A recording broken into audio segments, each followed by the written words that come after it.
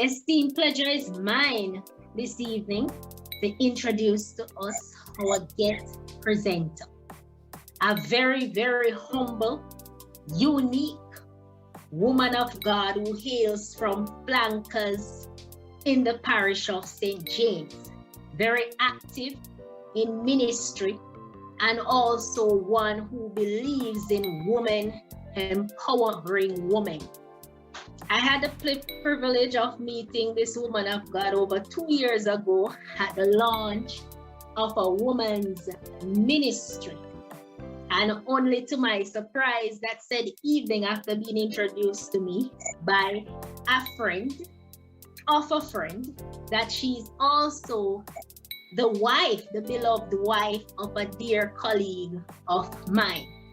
The friendship budded and blossomed and of course bore many fruits.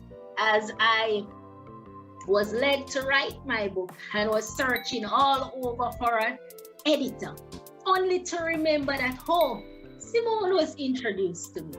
And the rest is history, ladies and gentlemen. This woman has become a sister, a big sister to me. And I've gone beyond even her work as an editor. She's the wife of one host, as also the host, the visionary and host behind the Uniquely Me talk show on YouTube by Simone Stewart, a woman of good character and wears many hats. Ladies and gentlemen who have joined us, please make welcome Simone Stewart. Thank you so much for that. You know, in my ears, I'm listening for the clap and all of those kinds of things, all the excitement. But first, let me say, to God be the glory. TGIF is Friday, and what a way to spend our Friday evening here in the presence of the Lord. Let me greet First Lady Evangelist Pitt, and I think I hear Reverend Pitt is on.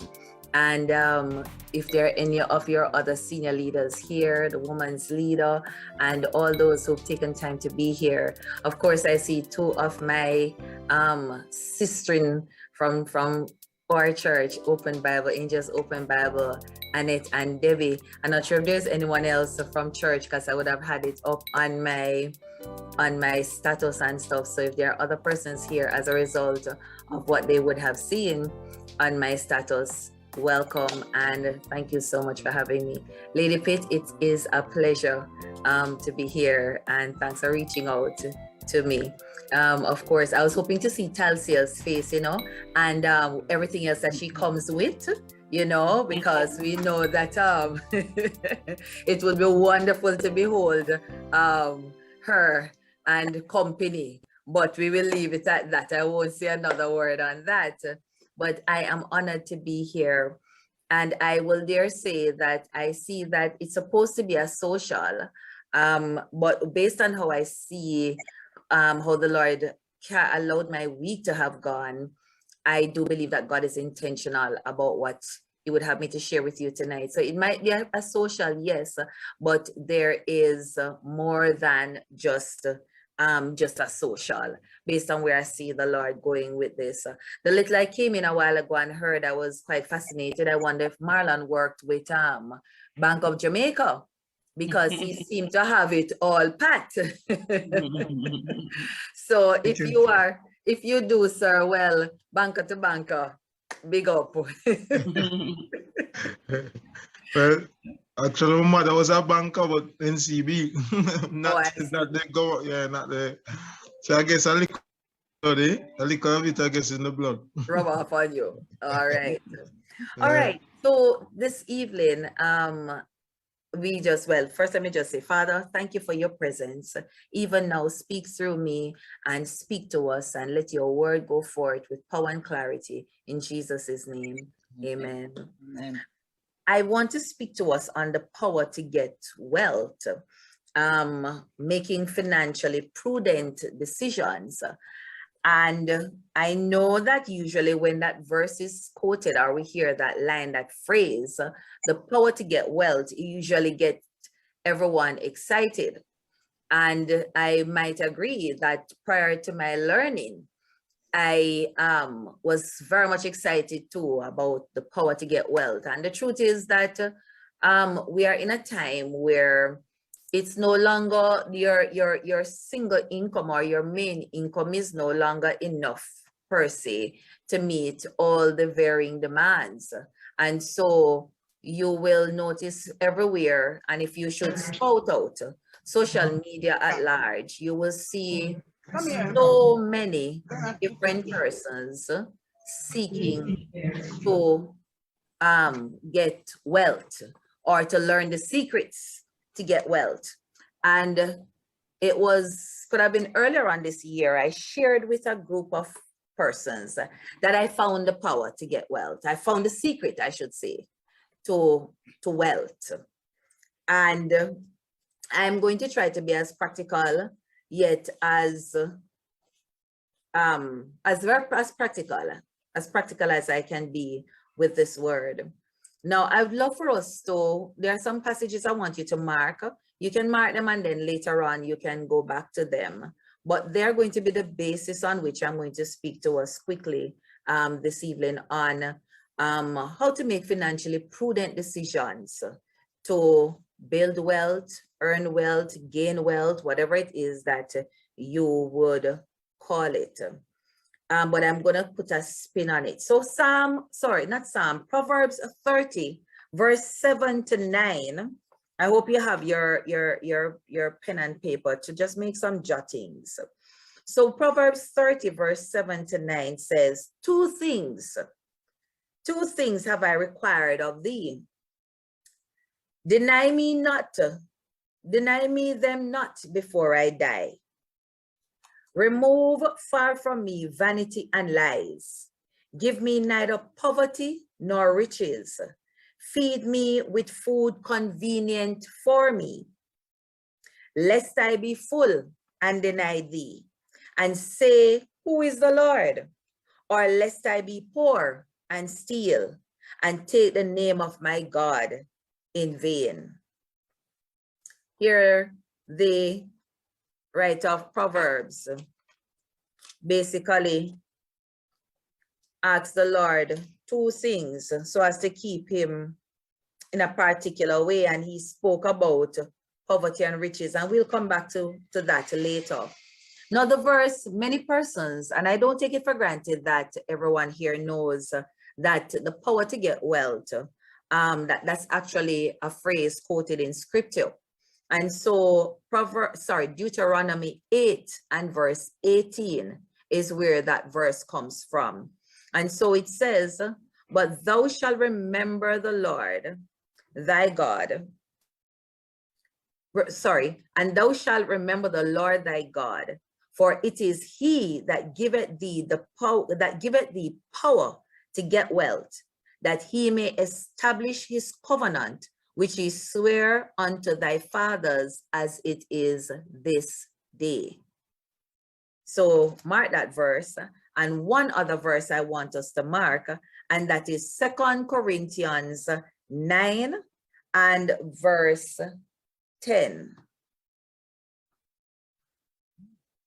Now he that ministereth seed, I'm going to verse 9 and 10. So that's 2 Corinthians 9, verse 9 and 10. As it is written, he had dispersed abroad, he had given to the poor, his righteousness remaineth forever. Now he that ministereth seed to the sower, both minister bread for your food, and multiply your seed sown, and increase the fruits of your righteousness.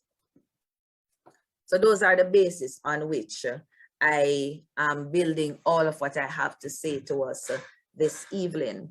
Now, the first passage that I shared on Proverbs 30, verse 7 to 9, the writer of Proverbs asked for three things. He asked for three things. He said, one, remove vanity and lies from me. He said, give me neither poverty nor riches. And then he said, feed me with food convenient for me.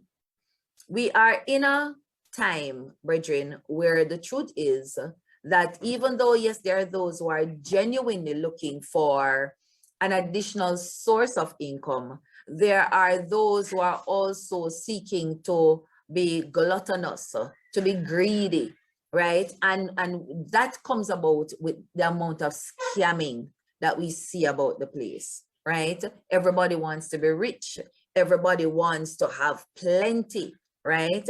And so it is to their own consumption and stuff. And we'll soon see that whereas the power to get wealth has been given to us, it's been given to us for a particular purpose. And I would have quoted Deuteronomy 8 and verse 18, which is to remember the Lord, for it is he that had given us the power to get wealth, that he may establish his covenant.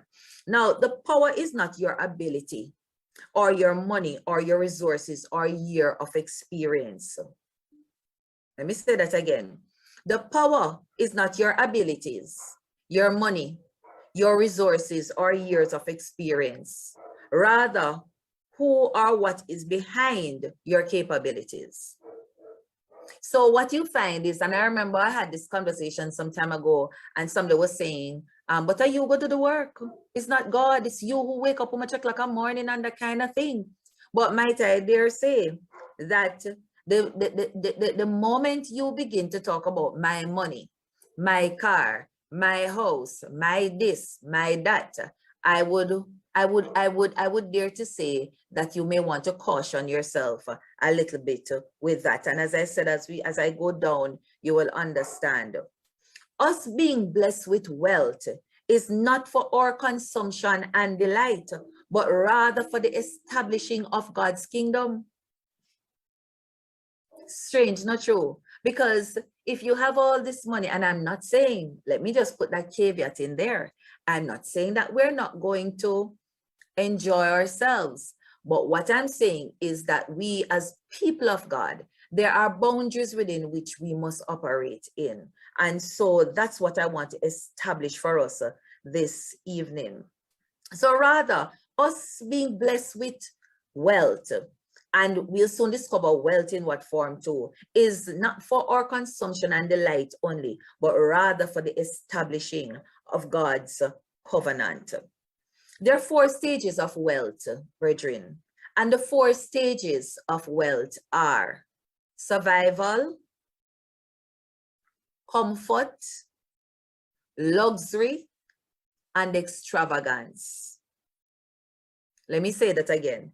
There are 4 stages of wealth: survival, comfort, luxury, and extravagance.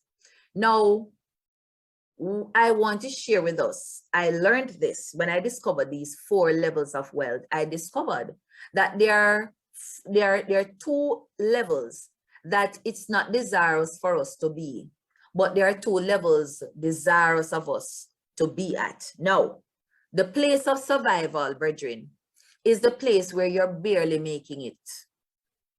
Survival is the place where when we call and say, oh, you do, Lord, and I have nothing to eat today. Or me just have two pieces of bread, me just have little rice and piece of meat, and when me done, me don't know what me go eat tomorrow.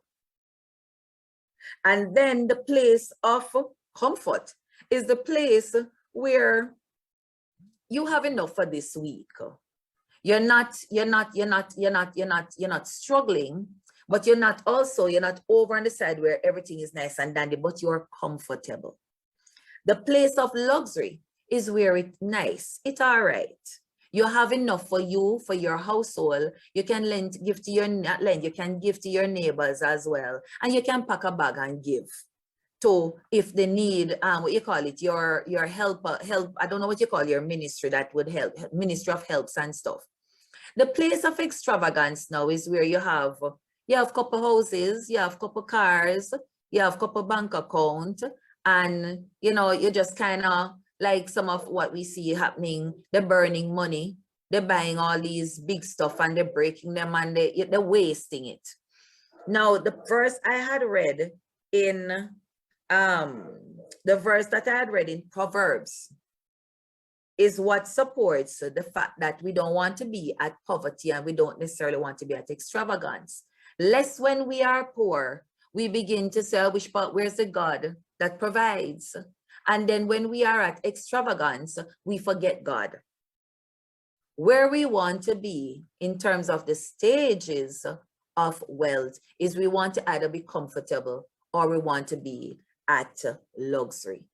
And it's not a bad place to be, brethren. It's the place where if you have worked, you've been able to supply, you've been able to buy a house and you're comfortable. You're able to pay the bills. You're able to get the children to school and you're able to survive. You're able to get your medication if you need medication and stuff. The place of luxury, as I said, is where you cannot, you're not just, it's not just your household, but it is also extending yourself to the church community, extending yourself to the community at large. You can sow a seed here, you can sow a seed there, and you're doing it out of a heart of gratitude. It's coming from a heart of a place of contentment. And it is out of that place too, where when you give your offerings to the Lord, which we soon talk about, when you sow a seed, it comes from a place that, yes, it costs you something, but it is also coming from a place where God is glorified. You see, when you're at extravagance, and I want to just labor that point again, when you're at extravagance or poverty, it's kind of hard to pray. Because yes, even though you're trusting God to provide when you're at poverty, you are still, if you're not careful, and we've seen some persons do it, where they have flipped. They begin to beg, they begin to curse God, they begin to do all kinds of stuff. And when you're at extravagance, it doesn't cost you anything to give to the Lord. So you just, so you know, really come from a place where God is truly glorified. And that's the place where pride, if we're not careful, tends to get into. Now, again, brethren, there are some of us that are blessed. Solomon was one of those that was blessed because of his obedience, because of his commitment, because of his humility. God caused him to be rich. And so, yes, he had a lot of stuff, but it had a place that was God enduing him. So we understand the stages of wealth, right? The power of wealth is the power of prosperity. The power of wealth is the power of prosperity. So let's establish that all things belong to God. And I forgot to mention this verse to James 1 and verse 7. James 17. James 1 and verse 17. Every good and perfect gift comes from the Lord. Every good and perfect gift comes from the Lord. So we are establishing that indeed all things comes from the Lord. Therefore, I used to say my money, my this, my that. But then, brethren, I realized that when I begin to own up the things, my car, you know how hard I work for my car, you know how hard I work for my house, you know how hard I work for this, what that started allowing me to do, me picking and choosing whom I want to give a ride. I'm picking and choosing who I want to invite home for dinner. I'm picking and choosing. So I border on a place of my own abilities. And you don't want your sustenance or your substance to be about you, because we are limited. What we want our substance to be is to be about the creator, the one who creates things, the one who owns it. And then I move from a place of ownership to a place of steward. And when we move to that place of steward, we understand that the things we have, even if you have it in extravagance, you understand that, listen, this authority that I have, this power that I have, is not for me to consume it for my own lust, but it is for me to use it for the glory of God. And therefore, out of that, we are in a better place to begin to sow seeds in the ministry. We're able to see that a sister come into service, and you just look over and something say to you, say, she need a pair of shoes. Something, you look over and something say, she need a bag. You're there again and something say, say, put a little $10,000 in an envelope and just secretly give it to her. Nobody needs to know that you did it. because we become stewards. And might I dare say too, brethren, because the word speaks about it too, that we have a number of poor amongst us. Don't get it wrong. Don't think that everybody have it all together. Yes, some people carelessly mismanage their resources. But the reality of the matter is that there are some poor persons amongst us. And God has so endued or blessed some of us in a way that we are able to pack a bag. We are able to extend our hand in a way, and it doesn't seem like anything. Let me share a testimony with you so you understand what I'm saying. I was here one day and I heard in my spirit, pack a bag and take to a particular lady. And I was here saying, why would I do that? Because she seemed to be well off. But when the Holy Spirit wants you to do something, and might I dare say too, that because I now understand, because she was praying. When somebody is praying and God is responding to them, he uses us, and I soon show you, God works through men to bless men. He moves upon you in such a way. And so I was here today and I felt like fire shut up within my bones. I got a bag and I packed the bag quick. I couldn't help myself. I drove up to her gate, called her. Listen to this. She said it to me about 2 years after. Because all I did, I drove up to the gate, called her name. She came out. I handed her the bag and drove off. 2 years later, she said to me, she said, Simone, that day when you called my name, she said, my daughter at the time had just said to me, Mommy, I am hungry. And she said there was nothing in the house. And she began to cry and said, God, you forget we? And at that moment, she said, the moment she uttered it with the tears in her eyes, she heard me calling her name. Brethren, this lady was not necessarily a big friend of mine. I didn't know what was happening. As me say, everything seems to be okay. So don't take it for granted that when the Lord moves upon you and says, bless a sister, bless a brother, even though it might be your pastor or your first lady, and you hear the Lord say, bless them, and you say, but first lady no need nothing, or bishop no need anything, you never know. Not only that, but I'll soon show you too that you could be robbing yourself. It's a seed that God wants you to be sowing. Oh my God, God be praised. So, brethren, we are understanding that the resources that we have, the power to get wealth, is not to consume on our own loss, but this power to get wealth is more than just as we tend to want it to be. It is, yes, part of it is obedience. Now, there are 5 levels to prosperity and wealth. 5 levels to prosperity and wealth. The power to get wealth is not just money alone. The first one is your spiritual prosperity. I remember that I said earlier that the power of wealth is the power of prosperity. So the first level of prosperity and wealth is your spiritual prosperity, being born again, accepting Jesus Christ as your Lord. That's a spiritual investment for your future. So that's the first one. Then you want to have mental prosperity, a fully developed, matured mind. A mind that is lacking development and maturity is a mind that Satan is a battlefield for Satan to run up and down in. It's a mind that is wavering. It's a mind that questions the ability of God to do.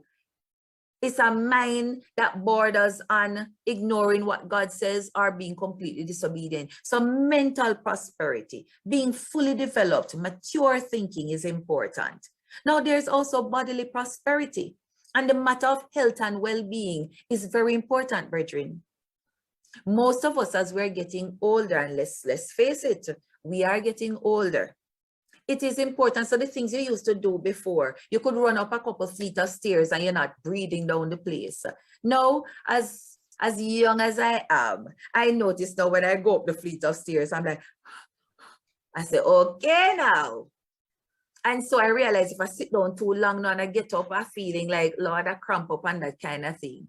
So so what I've been doing occasionally is I go for my walks. I'm drinking my water a little bit more, right? I'm going to my bed a little bit earlier because the things I could do, one time I could stay up all night. I am struggling to stay up all night. What I notice of late happening now, Lady Pit, is that in the middle of the day, I find myself doing this. I'm like, am I getting old?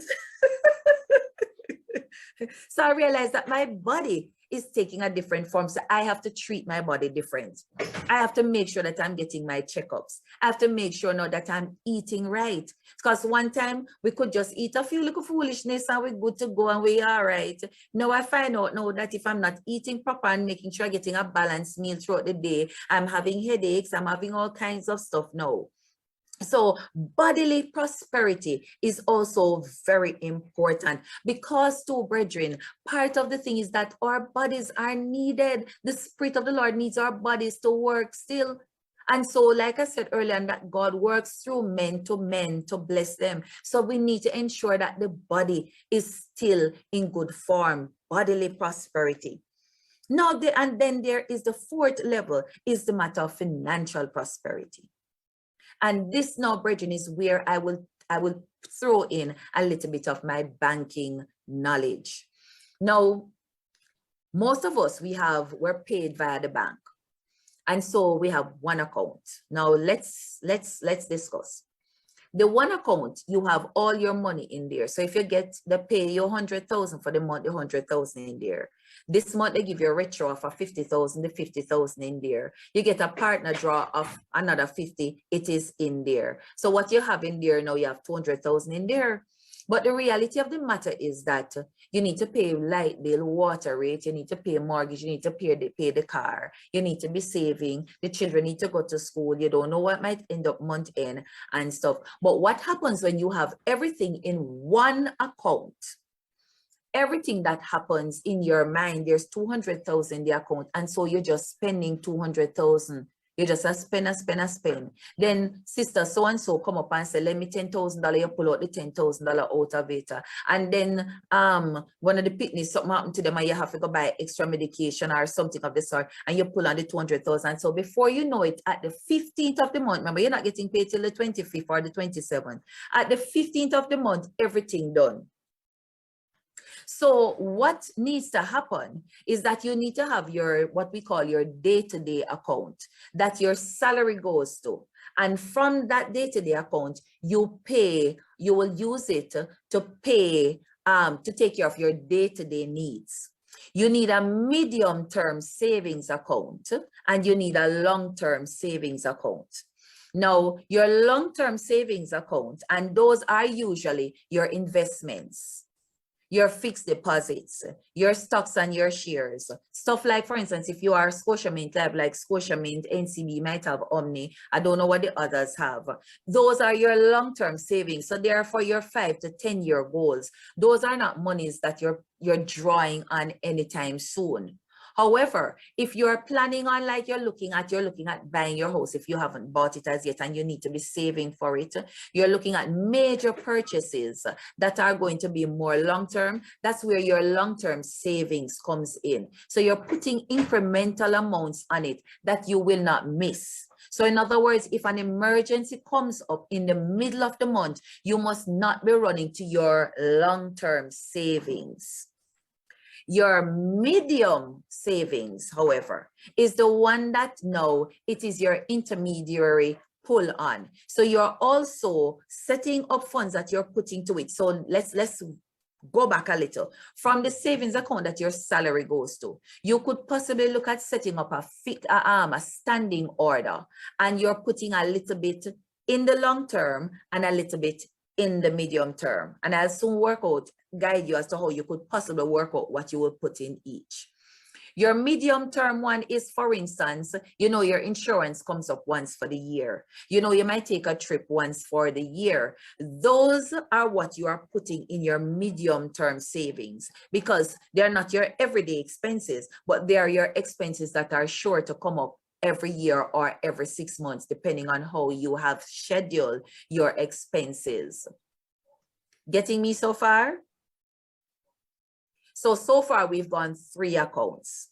The place of a credit card, the place of a credit card is your everyday, your day-to-day spending, and should never be used for your long-term payments. It can be used for your medium purchases, medium-sized purchases. But again, I would caution you on that. And here is why I would caution you. Your credit card is expected to be paid off within 28 days of using it. So what tends to happen is that you have a credit card with a limit of $250,000. Your salary for the month is $100,000. And out of that 100,000, you are paying light, water, mortgage, car payment, school fee, grocery, and all the different things. So really and truly, what you may end up maybe having is maybe free 40 or 20 or $30,000, which means if you have used off the full 250, okay. If you have used off the full $250,000 within the month, at the end of the month, and you are not able to pay off that $250,000, right off the bat, I can tell you that you are in trouble, because what is going to happen if you miss the payment date, you are going to incur interest. If you have not made any payment, you're going to incur a late fee. And if the card has gone over its limit, you're going to incur over limit fee. And if you fail to make the payment the following month, those 3 fees I just mentioned are going to go on that. And remember, it's a percentage of it. And when you have reached 3 months of no payment, you have now gone into what we call non-accrual. When you go 6 months of still no payment, you have now gone into 6 to 9 months. You are now bordering on bad debt, and you start to have everybody calling you for the money. And you now know we have credit bureau, your name gone a credit bureau. So it comes back now, again, now that you must have a system in place for your financial prosperity. I know this is quite a lot, so I hope you're getting me as much as I possibly can. So if you have a credit card with a limit of $250,000, and that does happen, brethren, because what tends to happen, how the bank works out, especially for those of you who are employed, 40% of your gross income is what we say you have available to spend on a loan and a credit card. A mortgage is a loan. Now, so let's work the maths again on that same 100,000. 40% of that 100,000 is $40,000. We are saying that's what you have to spend on a loan, because the other 60, based on, again, test and proven methods, between your light, your water, your grocery, it's not going to come up to 60,000. But we're leaving that 60 that you're able to take care of those compulsory payments, take out your long-term and medium-term savings, and then we are giving you a capacity and saying within that capacity you can borrow, inclusive of having a credit card. Now, if your mortgage is $35,000, the only amount you have left to spend on any loan is $5,000.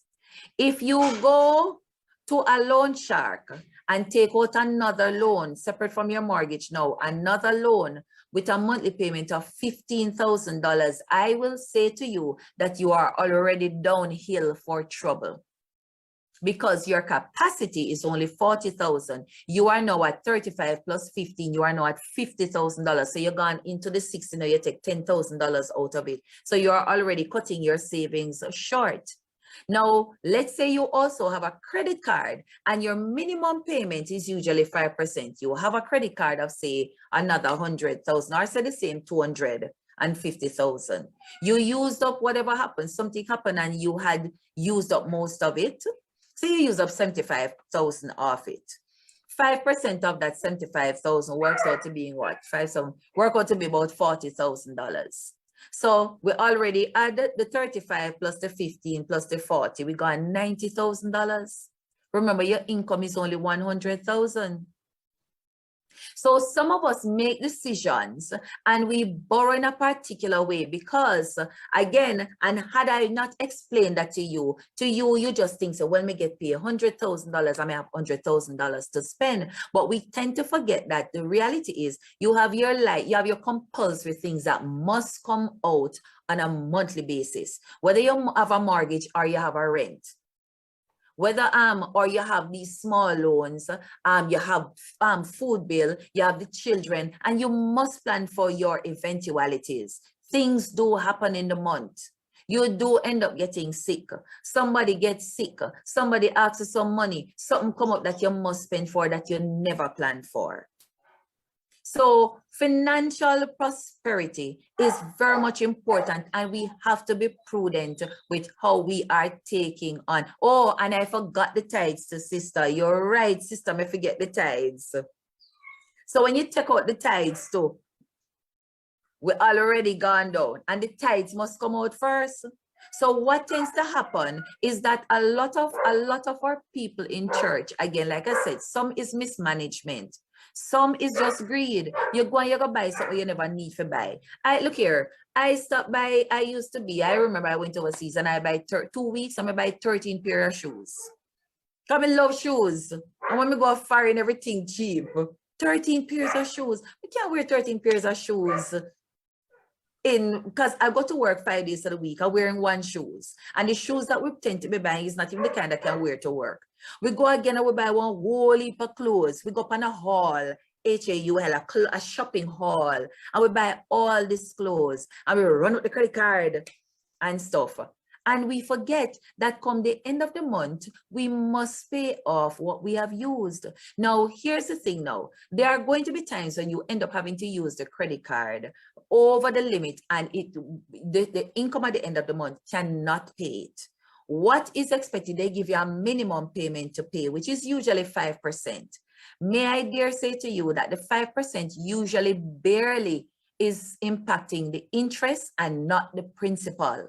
Therefore, you will find that your credit card limit balance is not moving and that you are stuck at this particular amount and it keeps going up because all you're making is minimum payment, and minimum payment can barely scratch the interest because depending on the limit of the card and depending on the interest of the card, minimum 5% is not impacting it. And also, guys, credit card debt is the highest interest ever. So some of you with your credit card, you're paying as much as 52% interest on your credit card. Granted, it's for the year, but when you work it out on it, it is a lot. And remember that there are also other fees that's going to go on it. There's another smart way, however, to use your credit card, guys, and this is secret. If, for instance, I usually recommend that keep your credit card limit within the limit of your income.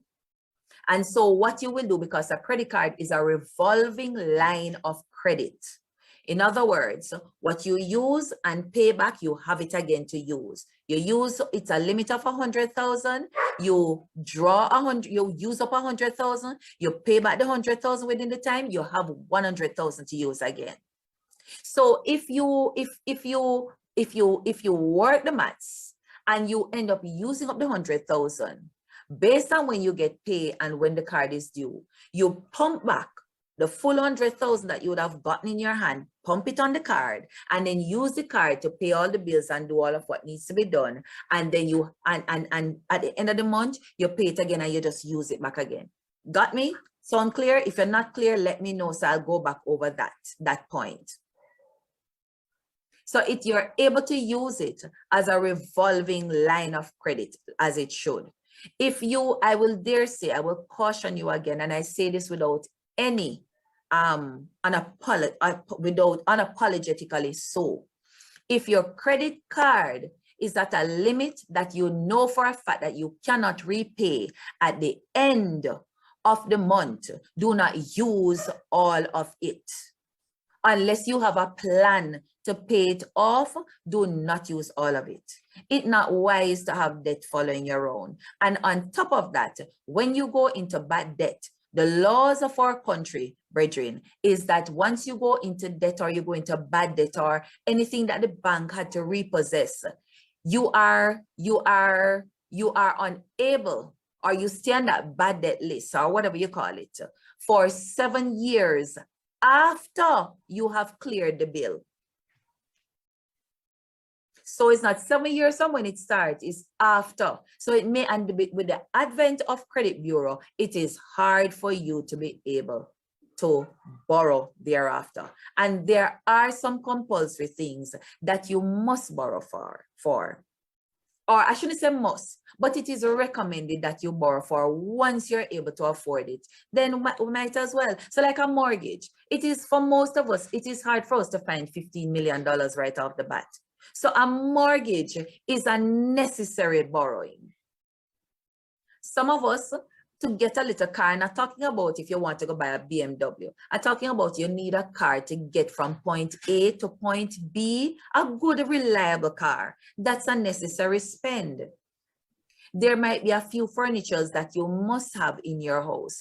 That can be a necessary spend. But what you don't want is to be greedy. So you don't want a case where, because you look over Sister Sue and Sister Sue have one particular thing over there, you just follow Sister Sue and go buy the same thing and put yourself in debt. No, I tell persons, look here, I see my friends, there are a few of my friends that are on, they will tell you that my name cheap good. Cheap good. What do I mean by that? They know that, look here, there are some places me go walk up and down and look for some stuff. Because if I don't tell you that it's not brand name, you're not going to know say it's not brand name, Avon. So the thing is, and who is concerned about you wearing brand name anyhow? I don't care if you're wearing Prada.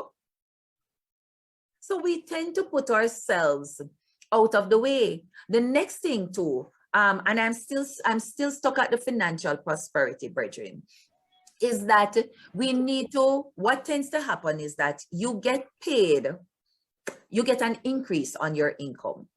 Say your increase is, say, $50,000. And we tend to, yes, for a while, yes, it's 50,000 more. But the more you earn is the more your spending power is increased. And so the more we tend to move towards our spending power. So realistically, when I was earning, and I'm just using me, when I was earning $100,000, I really and truly could only maybe buy for a car, a Fit or something small or less new, because the monthly payment would have been less to some degree. But when I move up, if my income now moves to say 250,000, I can afford to increase what I'm buying and buy something newer because my spending power has been increased. What tends to happen, and this is something that we tend to get drawn into, and I'm going back to the credit card, as your spending power increase, the banks and most of our lending agencies attract you and tell you that you have more money. And so we give you increase on your credit card and increase on this and increase on that. And those of you who are overseas, everywhere you turn, they want to give you a credit card. Macy want to give you a credit card. Amazon want to give you a credit card. Payless want to give you a credit card. BJ's want to give you a credit card, and it never stops. And you just take credit card, and forget that all of these are costing you 40%, 50%. And those who are in Jamaica, NCB call and tell us you're pre-approved for a credit card. Jamaica National tell you the same thing. Scotia tell us you have one pre-approved loan for 500,000. First Caribbean tell us they have one line of credit over there, and we just take it. And what we forget is that at the end of the month, when we are finished spending, all of these debts are still facing us. And then you want to put the icing on the cake, you have aging parents or something to that effect, and them go get sick. And then now your peace of mind goes through the door. Your financial prosperity is no longer financial prosperity, but financial woes. So it is important that you are having financial prosperity. My God. I know I said a lot and I hope you're getting it, right?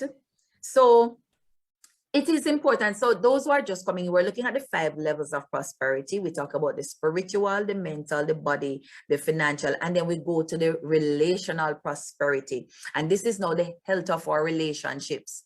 Now, might I dare say that when you take all 5 of them and put them together, you know what is funny? You see, when the financial prosperity is in trouble, husband ears can't eat grass. Wife can't sleep comfortable because wife spend too much and husband not stop remind her, say she spend too much. And if it's the man, the wife not stop tell him, say, look here, you're not carrying enough money, you're not doing this, you're not doing that, carry home all of the money, come give me, and the relationship gone down the drain. And then we stop praying now because look here, we don't have enough time for spending in the presence of the Lord because we have to be thinking, oh, we're going to work the 2nd job and the 3rd job, and oh, we go do this and do that because the financial, we need to get on the financial burden that we're carrying. And we want to finish the house and we can't finish the house. The steel them are rotten on top of the roof and stuff. And we want to this and we want that. Our financial prosperity is important. We're talking about the power to get wealth, brethren. You realize now, so this power to get wealth is a big thing. It's a real big thing. And so again, with all the wealth, it's not just to have money, because again too, sometimes you have money and you're not happy. So you have the financial prosperity, but you don't have the bodily prosperity. You're sick every day. All you're using the money to do is go doctor and buy out one pharmacy. So you go buy the pharmacy and come put it down and create one next pharmacy in the house. You are no good to yourself. So all the money in the world that you have is still not enough. And so it reminds, I'm coming back to the point I made earlier, that having all the wealth, having all the things that you need, right? When you begin to see yourself as a steward and not an owner, it takes that pressure off you because you're better able to manage, because you recognize that what I have, I am a steward. It is God's resources, and I am a steward of God's resources. So I will no longer go and just go borrow and do all of those things. I'm a steward, and I'm going to be a responsible steward. So when the Lord blesses me with my income, I forgot to mention this, when we find ourselves in those kinds of problems, we stop paying tithes and offering. You can't pay tithes and offering realistically, because by the time I have seen where persons get paid, and when on the pay slip, when they carry home at $2 something, $2, so then can't pay no tithes and offering. Why would I want to rob God? Why would you want to not be investing in the place where you are able to get increase from? So let me move on. So your keys to wealth, the keys to wealth is to know that one, all blessings come from God. All blessings come from God, but it doesn't stop there. It comes from God to men, through men. All blessings comes from God to men, through men. So yes, I thank God for my bosses. I thank God for the organization that I work for. I ask God to strengthen them. I ask God to keep the institution strong and profitable. Because when the organization is profitable, I can look forward to possible increase. I can look forward to benefits because the organization is profitable. As your soul prospereth, as your soul is prospering, and as the Lord is causing the 5 levels of prosperity to be at a balance, you need to remember these 2 laws. The law of tithing and the law of giving. Talking about the power to get wealth, making financially prudent decisions. As the Lord is prospering you, as the Lord is blessing you and allowing you to come into his resources, there are two laws that will govern how you operate. It is the law of tithing and the law of giving. You know the verse about the tithe, bring ye the tithe into the storehouse, right?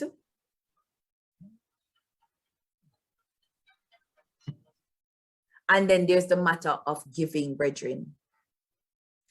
When we adhere to these two laws, there are some things that happen, and it is based on Malachi chapter 3. There are open doors.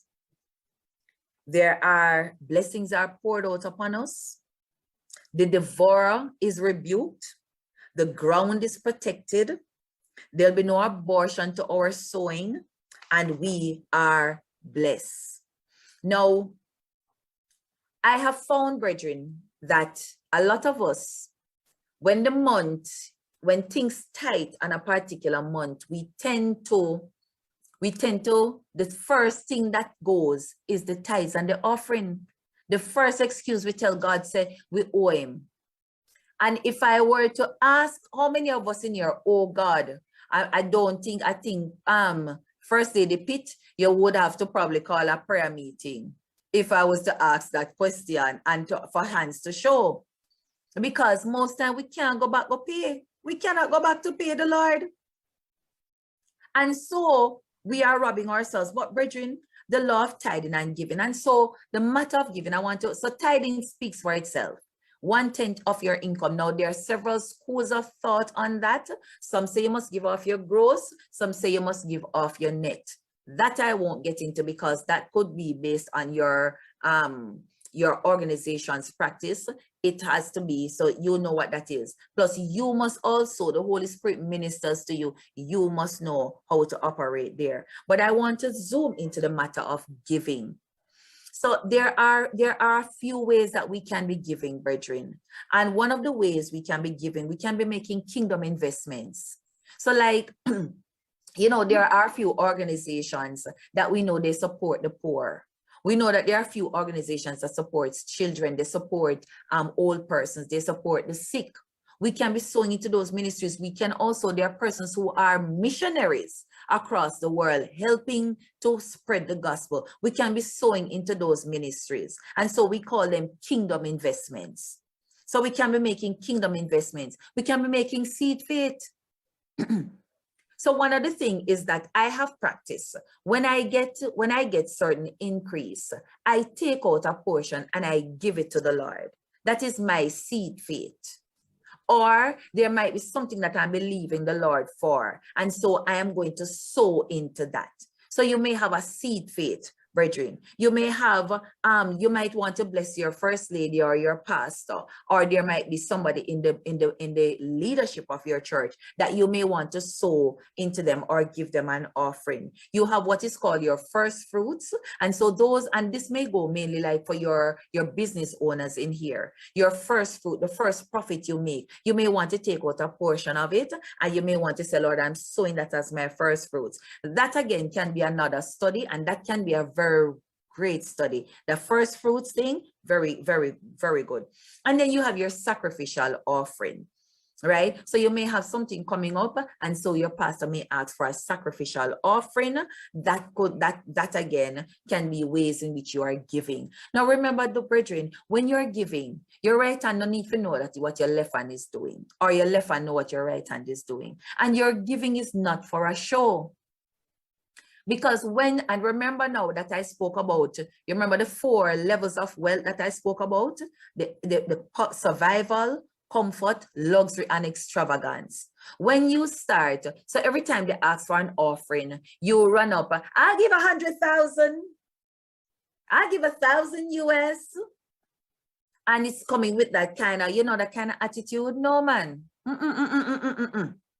If you want to give your 1,000 and you think like that, put it in a little something.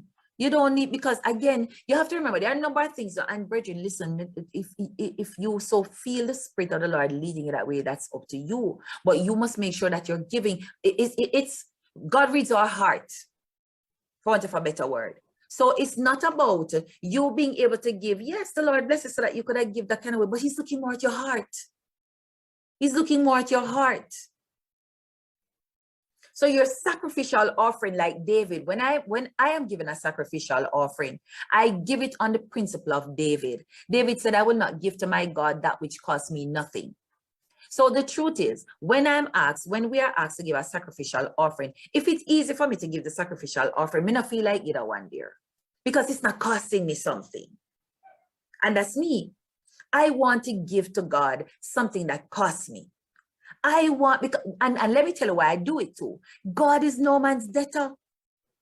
So when I give to my Father, it is my Father's responsibility to take care of me. So I don't want to give to my Father and so, oh, I don't need to call on him for anything. No, no, no, no, no. My Father owns the cattle on 1,000 hills belong to my Father. But my God shall supply all my needs.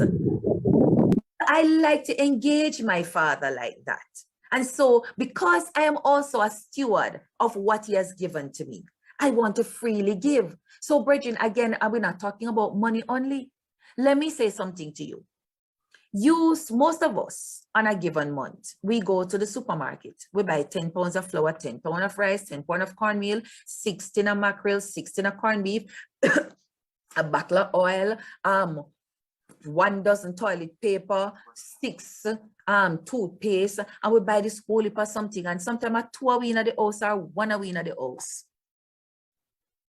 Did you know that there could be somebody in the pews with you, or somebody that you may know, or somebody that the Lord is laying on your heart who might not have anything? You have 6 chicken in the fridge, or you have 5 or whatever. Did you know that if you were to take out one of that chicken and give to somebody who not have none, you still have 5? And then God have a way of multiplying what we have. So I don't know, this is not even nowhere in my notes. I'm saying to you that, brethren, many of us, we have things that we can be giving. The power to get wealth we're talking about. The law of tithing and the law of giving. Give and it shall be given back to you. Good measure, pressed down, shaken together and running over. Let me tell you how I got to understand that principle. A couple of years ago, I went overseas and I packed a barrel. I thought I had the barrel packed. And a friend of mine, foreign people in here, want to know how to pack the barrel them. I see the brother pack the something them, and when me take the barrel full and running over, me see my brethren jump in the barrel and shake it and sit on it and roll it. And when me look, me see the barrel half. And I say, oh. So now I understand. When I give, God gives back to me good measure, pressed down, shaken together, and impact more upon it, and it begin to run over. I'm coming down, brethren. Jesus must be at the center of our prosperity. Therefore, as he becomes the center of our prosperity, one key thing that God has enabled us as stewards is that God has given us the law of productivity, and that's where I'm going to end. I want to go through that a little bit. Your productivity, according to Joshua Selman, is the quality or the ability to enhance, create, make products and services. It is the packaging of your abilities that you then put together in a product and offer it to the marketplace with excellence, he says. So, my good friend, I see Glow Awake is here, my good friend Gillette, and I'm so happy to see her. She's a wonderful hairdresser, but then God moved her into making products. And so what God did, and I'm using her as an example since I know her, is that God got the ability to do hair. She understands everything about the hair, every style and every color that you see me in, anything you see me in, she's responsible for it. She understands the whole matter of the hair. And so God took that ability and moved her into the place of being able to create products. So she have her products called Glow Awake. She has oils, she has hair butter, she have all kinds of stuff. She has been able to take that ability and make a product package it, and sell it. What did the Lord say to the woman who went to Elisha and said, well, Elisha or Elijah, and said, my husband is dead and the debtors are here? What did he say to her? What do you have? She said she had some oil. And he said to her, go get bottles from all over, lock the door, pour them in, fill those jars, sell them, pay your debt, and live off the rest.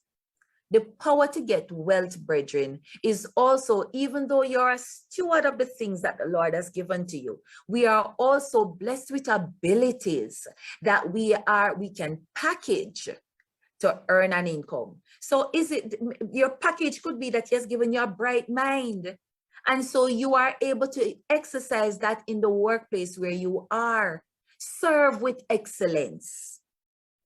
Serve with excellence so that you are looked upon, you're favored for promotion, you're favored for whatever increase and benefits that there is. And when you get that increase, you are able to do what we call have bread for today and seed for tomorrow.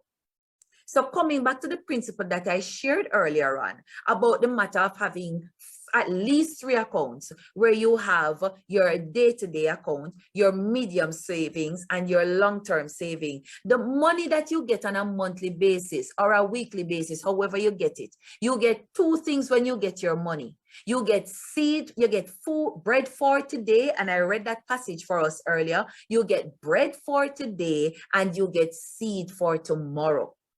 The problem is some of us are eating the bread and the seed all at once.